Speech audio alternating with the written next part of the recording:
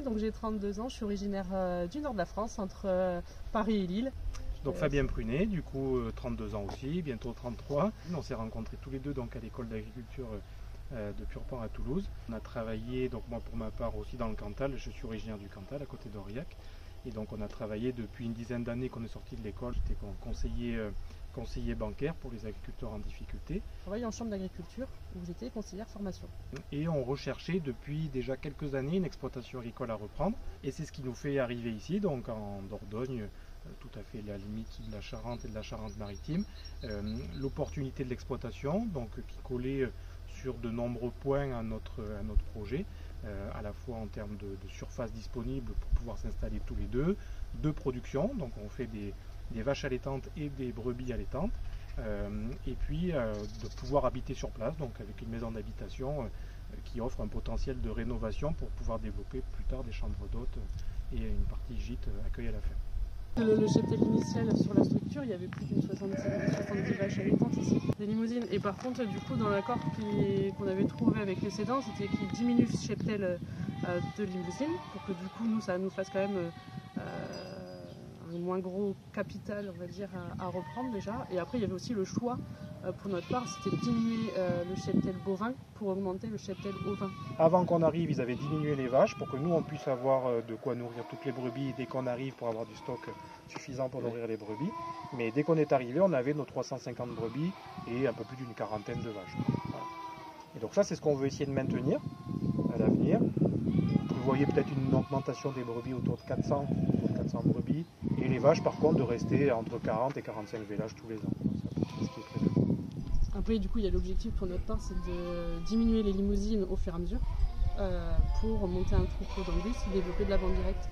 Et c'est aussi un choix de race qu'on a fait pour ces qualités d'élevage, donc des animaux pas forcément très gros gabarit, hein, on le voit, hein, c'est plus petit qu'une limousine ou qu'une blonde. Et le but, c'était aussi de se démarquer un petit peu pour la vente directe en proposant de la viande d'angus qui a plutôt une connotation qualitative aujourd'hui, et puis de ne pas faire concurrence à des gens qui feraient déjà de la vente directe sur des limousines dans le coin. Voilà. C'est un moyen de se démarquer un petit peu. Alors sans être acharné du bio, mais on est quand même assez convaincu dans la philosophie du bio, où à l'inverse on ne se verrait pas faire du conventionnel entre guillemets orienté intensif, même si derrière conventionnel il y a de tout comme système, mais on n'a que de l'herbe sur la surface.